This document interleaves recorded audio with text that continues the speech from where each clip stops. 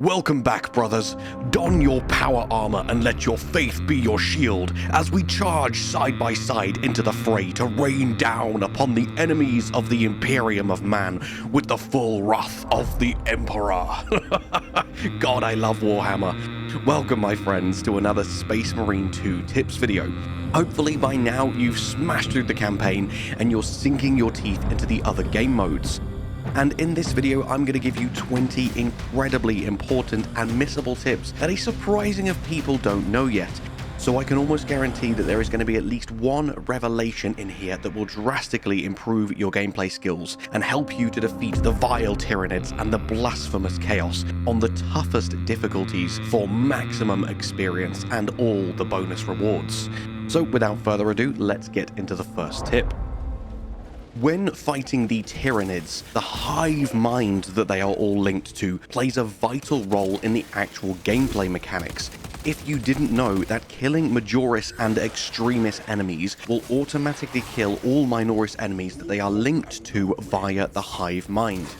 So I know sometimes it is very fun to rack up that kill count and see how many kills you can get by the end of the mission, but if you are getting overwhelmed, try and focus down the big guys, because not only, as you know from my first tips video, is that execute going to be invaluable defensively, but also you will automatically kill a huge chunk of the Minoris enemies around as well, making it a lot easier for you to get out of a sticky situation. And as we're talking about killing all of these really big Majoris and Extremis enemies, keep your eyes peeled for my All Enemies guide coming out soon. I did one for Helldivers 2, people absolutely loved it. I think it's on like 3 million views now, which is just crazy to me. So I will be bringing out the exact same thing for Space Marine 2, going through exactly the best tips and tricks to beat all enemies in the game. Next up, when leveling up your favorite operators and weapons, please note that your experience is split between the weapons you've used, with the weapons that you've equipped throughout a larger percentage of the mission earning more experience than those you've barely used. So make sure, even if you don't use it, if you want to level up your secondary weapon, your sidearm, like your plasma pistol, make sure you have that equipped rather than your primary weapon, because even if you're currently using your melee weapon, like your Chainsword or your Powersword, your pistol will still be gaining experience because it is your currently equipped weapon. I know just as well as anyone that it can be very comforting just using the weapon that you're the most comfortable with, but you do want to try and use all your weapons equally so that you can level them all up and eventually max them out and unlock the legendary relic versions of each weapon. This next tip is a combined set of 2 tips to help you beat the campaign on the Angel of Death difficulty. Unlike in operations, additional enemies and waves won't start spawning in and attacking you if you're taking too long to complete various sections. So if you do want to try to beat it on the hardest difficulty, take your time and wait in between areas to allow your ability to recharge. Your ability, especially in the campaign, Titus's ability, is so powerful, knocking back all enemies, doing a bit of damage to them, increasing the damage you deal, and healing you over time as well. It just has everything all in one. It's such a crazy powerful ability that will easily turn the tide of seemingly unwinnable situations. So take your time and just sit there and wait for a few minutes, go and make a cup of coffee or whatever, whilst you wait for your ability to recharge. As long as you have definitely cleared out an area, no further enemies will spawn and you will not be attacked until you are ready to move on. And also on top of this, when you replay each campaign mission after having finished it, you will unlock all weapons from the very start of the game. So you can go through the entire campaign with the most powerful weapons right at the start. Now, I know most powerful weapons sounds a little bit biased. All weapons are viable. Basically what I mean is your favorite weapons, the ones that you do the best with. And this is an absolute game changer, especially for them early missions where your selection is very, very limited. For me, I just love anything plasma. The plasma weapons I feel are so powerful, and I have a specific tip dedicated to the plasma weapons later, so I won't go off on a rant about them just yet. I'll wait until I get to the plasma weapon tip. As you're progressing through missions, both in the campaign and in the co-op operations, you'll find many caches of equipment boxes. Make sure you smash these as they contain some very valuable and much needed loot.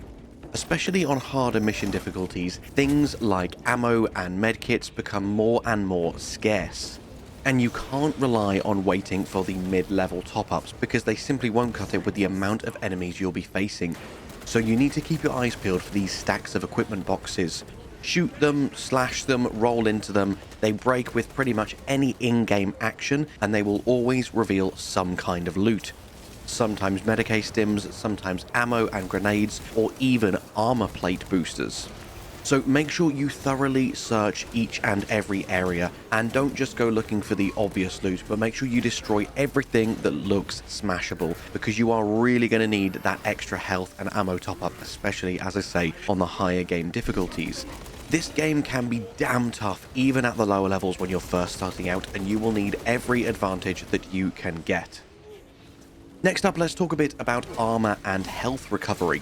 Firstly, if you've already completed the tutorial, you'll already know about the armor and health recovery systems, and I have covered both of these mechanics in full during my things you should know before you play the game video.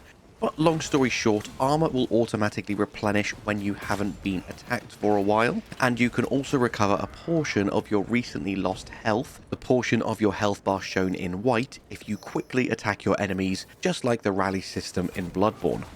So to expand on both of these mechanics, this tip is about executing your enemies. Executing is your best friend when you are in a tight situation, and going on the offensive is usually the best thing to do defensively, which may sound a bit counterintuitive at first. But basically, executing enemies does a plethora of incredible things for you. Not only will it make you completely invincible whilst you are performing the execute animation, meaning if you time it well, you can completely nullify some very powerful enemy attacks, but there's also a few other bonuses too that I should cover right now. There are 3 types of enemies in Space Marine 2 aside from bosses, and they are Minoris, Majoris, and Extremis, and each of them will restore armor plates when you execute them, with minor and major enemies restoring 1 bar, and Extremis enemies restoring 2. And on top of this, if you have recently taken a lot of damage, you will also regain all of your temporary health back. Even if you're missing half of your health bar, you will instantly restore the entire lot and get some armor on top. And on top of that, by performing an execution, you will also release a small damaging shockwave that will knock back all nearby enemies, giving you just a little bit more breathing room. Basically, what I'm trying to say is, in Space Marine 2, offense really is the best defense. The next couple of tips will be based primarily around co-op, so pay attention if you're more of a PvEer, because this will probably be very important to a solid chunk of your time with this game. Firstly, you'll probably be very happy to know that friendly fire doesn't exist in Space Marine 2. Yay! However, you can get in the way of your teammates' shots and stop them from doing anything. Your teammates' shots will just hit you and be completely ineffective against your target. So please do try your absolute best to coordinate with your team, because as an example, if you have a sniper or a heavy who have just spent the last 5 seconds charging up their plasma rifle so that they can one-shot that Ravager for you, and then you jump in the way at the last second, that's probably going to be a bad time for everyone, because they've now just wasted 10 ammo and a lot of time, and you've now got a Ravager mauling your face completely uncontested. So positioning is very, very key. Make sure to position yourself wisely and coordinate properly with your team. Also, even though friendly fire isn't a thing in regards to damage, grenades will still throw you back and knock you over depending on the power of the grenade. So again, just try and be mindful of everyone's space. I appreciate this is all far easier said than done, especially if you're playing with randoms. So if you don't have a group of friends you can play with 24/7 that you know you can rely on, jump into my Discord server. We have a load of dedicated Space Marine 2 channels where a bunch of us will be co-oping round the clock. We've even got PvP team channels set up as well for people who are more inclined to PvP. But yeah, jump into the Discord server and let's talk about all things Space Marine 2 and help each other level up. The next tip is something that, I'm not going to lie, I kind of wish wasn't in the game. Basically, in case you didn't know, you only earn additional XP from missions if you're the best in that particular category, which kind of promotes a selfish playstyle. But that is exactly why I will say time and time again, play with your friends, play with people you know, play with people you know have everyone's interests in mind. So basically this tip, shameless plug here, join my Discord server and come and play with us. We have got thousands of ex-Helldivers and ex-Skaven Hunters ready and willing to play with anyone and everyone on all difficulty levels, on all missions, and for the most part, I feel like we have one of the most wholesome and inclusive communities on the internet. I know I'm a bit biased, but trust me, when you join, you'll see what I mean. So if you want to play with people who you know are going to work as a team and not just try and selfishly farm that extra 10 XP, then come and play with us. It's such a good time. I jump in and get involved with everyone as well. Sometimes you get to cameo in future videos also, because I'm always looking for people to help me capture additional footage with. The next tip, and another fantastic reason to be on voice comms with your team, is because all loot is not shared. If you pick something up, someone else is not going to be able to pick that up. So you really need to be aware of who needs what and work together when looting. Quite a few people could come into this having played the campaign and just be used to grabbing every ammo pack that you see, even if you're only missing 10 bullets. But the sniper behind you may be completely out of ammo, and it would be so much more valuable to let them have the ammo instead. So make sure you work together when sharing loot correctly, because if one person is going around hoarding all of the loot and leaving the rest of you high and dry, then the whole team is going to fail. This next tip is perhaps the absolute most important thing you can possibly hear about this game, and this is Geneseeds. From a lore perspective, a Geneseed is a catch-all term used to describe the synthetic organs implanted in Space Marines which make them Space Marines. Geneseeds are the lifeblood of the Adeptus Astartes. They make them superhuman. They give them the ability to use power armor and slay hordes of Tyranids without even breaking a sweat. And if you come upon a Geneseed in an operation, you make sure that the healthiest and most tanky member of your party grabs that and holds onto it for dear life, because it will increase the experience gained dramatically, especially on higher difficulties, and it will help you progress through the ranks so much faster.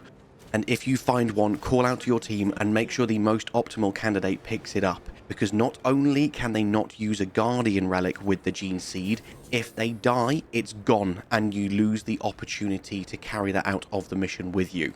As far as I'm aware, there is always a Geneseed in a mission somewhere, but I've only found 2 of the 20 or so missions I've done so far, because I think most people don't know about them yet, so I'm the only one looking for them, and they are very well hidden and very hard to find. Hopefully, as the weeks and months progress, some crazy data miner will put out a list of all possible locations of the Geneseed for all missions, and it will be far easier for us to find them. But they're very valuable, they will give you lots of experience, just be careful who you choose to pick it up. In a similar fashion to loot not being shared, data slates are also not shared. These are the only collectible thing in the game that don't have a gameplay purpose. There is an achievement tied to collecting data slates, but also for those of us that really enjoy the Warhammer world, they give some fantastic lore insights into the game. But when one person picks up a data slate, it isn't automatically picked up and recorded and played for everyone. Please make sure you tell everyone where you are and that you've just found a data slate, or at the very least, just ping it on your remote wheel, and hopefully that will be enough. If you don't really enjoy using your microphone, that is totally fine, not everyone does. But please always call out data slates in one way or another, because it's very important to some people to find every single one of them. Next up, we need to talk about armor plate boosters. These are pretty much exclusively found in the destructible crates we spoke about earlier, and usually you'll find them in pairs. Now, you always want these to be picked up by the squishier classes who only have 2 notches of armor, because these will not only increase your maximum armor up to 4, but they will do it instantaneously. So if your sniper is under fire and he's lost all of his armor and he's lost most of his health, if there's an armor booster around, make sure that he's defended and enemies are no longer attacking him. And as soon as he grabs that armor plate booster, he will instantly not only replenish his 2 armor plates, but go up to the maximum of 4, even whilst in combat. These are very, very valuable. Just do note that the additional armor plates that you gain won't replenish. You will go back down to your maximum of 2 or 3. Next up, I told you I'd come back to them. It is time to talk about plasma weapons. This is a really simple tip on the surface. Basically, make sure you charge up your plasma weapons. It takes far too many people far too long to realize that they can be charged. And if you just use the shots normally, like you would a semi-automatic rifle, they are going to be abysmally weak. And you will think, isn't plasma supposed to be one of the most powerful weapons that Space Marines use? Why are these so bad? As an example, if you fully charge up the plasma incinerator, it will use 5 ammo, but it deals way more damage than 5 individual shots. In fact, it will put almost all Majoris enemies immediately in the execute state. It is so crazy powerful. Also, please note you can manually cool off your plasma weapons to make them cool down quicker. And to do this, before they have overheated, you simply press the interact button as quick as you can, and the quicker you press, the quicker they will cool down. As an example, that's square on a PlayStation controller, or I believe it's E or F on the keyboard, whichever is your interact button.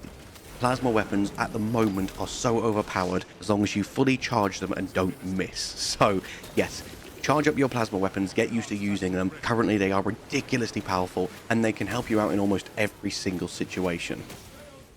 Next up, quite early on in the game, you'll unlock the ability to access operations. And this is the bread and butter of Space Marine 2's PvE. You can do operations straight away, or you can go ahead and complete the main campaign first. It's only about 10 hours long, and it gives you a chance to try out pretty much every single weapon in the game, so it is advised to do this, especially if you don't want story spoilers. Then you can go back and do the operations. But anyway, before I get too far off track, the point of this tip is you will be able to choose from 6 classes. These are the same 6 classes you'll use in the Eternal War mode as well, albeit they have a slightly different leveling system. And you will be able to level all of them up to level 25, and this includes dozens of individual progression tracks for each of their weapons, and hundreds of combinations of perks to choose from, both for the classes themselves and their individual weapons. And as for this tip, what I would advise is as soon as you feel like you've got a good grip on the game mechanics, i.e. from having completed the campaign, head to the armoring hall in operations mode and you'll see all 6 classes listed in front of you, along with the ability to take on their class trials.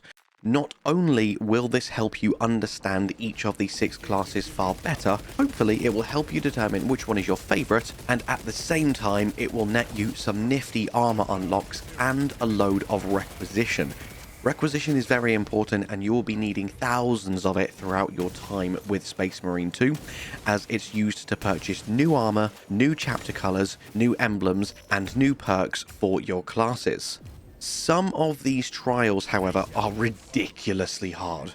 So make sure you subscribe and stay tuned to Dom's Roundtable, as I've got a guide coming out in just a couple of days, one day after the game releases, where I will show you how to get the highest ranking and A rank for all 18 trials. Or alternatively, if you would like to access videos like this up to 2 weeks early, make sure you check out my Patreon, where you can get access to an exclusive ad-free version of all my upcoming YouTube videos, including many other perks for as little as $5.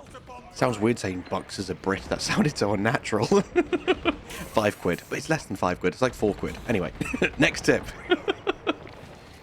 This next tip currently only applies to the campaign, however they may add longer operations in the future, which means it will apply to certain operations as well, but this will still be invaluable to you if you are trying to get all achievements and complete the campaign on a crazy difficulty like the Angel of Death mode. And this tip is simply, if you are about to finish a main segment of a mission, do not bother healing up just as you go into the cutscene. Following particular cutscenes, you will automatically get a full heal and a fresh set of gear, such as a restock of ammo and more grenades, when you enter the next section. Now, this isn't immediately obvious when this will or won't happen, so what I advise is, if you have just finished a massive boss fight and you feel like a big cinematic is about to happen, don't heal up. Wait until the cutscene's played out and you have been carried over to the next section, and when you've regained control of your character and you're pretty sure, okay, I'm in the next part of the mission now, if you still haven't been automatically healed up, now is the time to do so. But more often than not, you will receive a full heal and a full set of equipment for free without having to waste any of your consumables. And especially if you are really wanting to 100% this incredible game, you are going to need every single bit of help you can get, especially on the campaign, because you can't rely on leveling your operators and unlocking all of the relic tier equipment, because you don't get that in the campaign. What you see is what you get. This next tip is a take on the often used and often confused expression, more haste, less speed. The definition is you make better progress with a task if you don't try to do it too quickly, and that really sums up operations in this game. If you do try to run through as fast as you can, yes, you will encounter less enemies because bigger waves won't spawn as frequently because you're doing the mission quicker, and certain waves are on timers to try and hurry you along. However, you have got very limited resources in these missions, and your enemies have unlimited resources.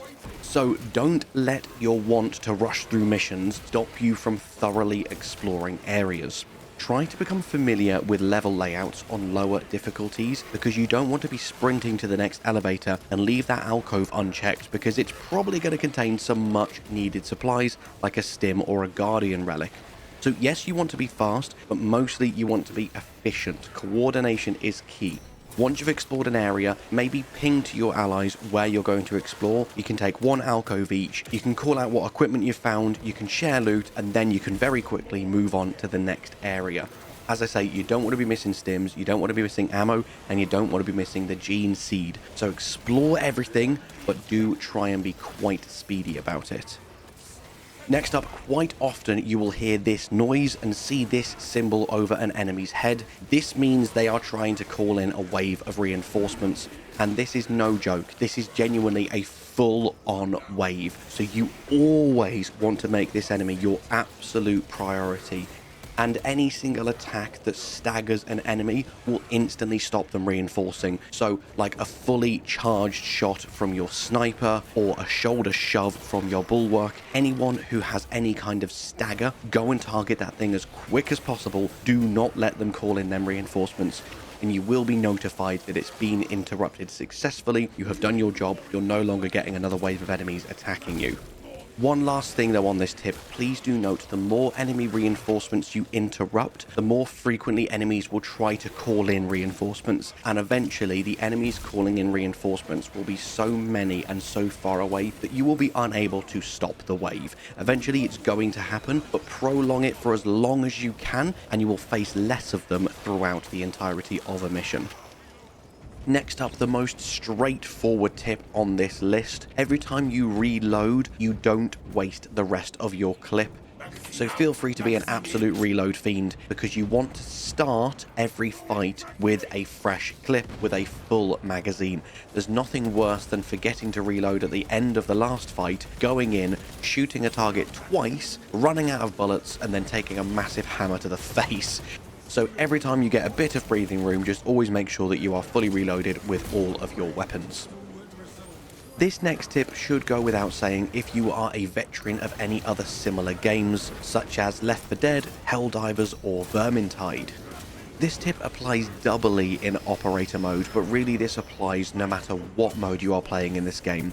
Medicae Stims are very limited, and so is your health, so please do not waste them. You should only use these when you absolutely need to, and that's when you are on less than half health, because they restore 2 full bars of HP. On higher difficulties, they actually restore less than this, but again, you still shouldn't be using them willy-nilly just to top yourself off, so you should really only use them when you're going to get the maximum effectiveness out of them. There is one exception to this, and this is if you are playing solo, because your AI companions will automatically get put on full health after every main encounter, and they will never loot items. So if you're about to leave the zone and there's a medkit lying around and you're already at 3/4 health, you may as well use it and grab the next one before you move on. But as a rule, for the most part, especially playing in multiplayer and in co-op, do not use them until you can guarantee you're going to get the maximum effectiveness out of them. In fact, as a little bonus tip for you, certain classes actually excel at lower health states and unlock perks that makes them perform better when on low health. So if you've got someone playing one of these high risk, high reward classes, then they can stay on low health if they feel comfortable to, meaning there's even more stims to go around for the rest of the team, especially the more squishy members. And harkening back to a previous tip talking about progressing through the level quickly but efficiently, sometimes if you are being overwhelmed by a massive enemy wave, you can literally just leave the area and move on. In certain situations, such as if it's just a drop down to another platform, the wave will be able to follow you. However, if you're going to a completely new area, such as through an elevator, then the enemy wave will literally just despawn. So if you can move on and you feel like this enemy wave is going to take more resources from you than will be beneficial to explore afterwards, then just leave. That's always an option. If you are getting overwhelmed and you're using too much healing and you're running out of ammo and you have an escape route, just remember, plan B is always just leave. That is an option. And you will even be notified that that wave has ceased and they've lost your scent, and you can just move on with your life. Sometimes that is the best option. This next tip is another one that focuses on the practice of preparedness, and it is the fact that ammo caches are infinite. So try and make sure that you recall at all times where your nearest ammo cache is, because then if you do have a bit of a loot goblin on the team who's gobbled up all of the ammo packs, you can at the very least run back to the nearest ammo cache and restock after a big wave before you move into the next area. And that's it for all of the beginner tips that I had for you today. I will be bringing out a full tips video in a couple of days once the game releases, expanding on some of these and giving you a plethora of advanced tips as well. So stay tuned for that coming out shortly. And then my time trial guide shortly after that with loads more Space Marine 2 content on the way. So with that, all that's left for me to say is thank you so much for watching. I hope you have an amazing day, and I'll see you in the next one. Bye-bye.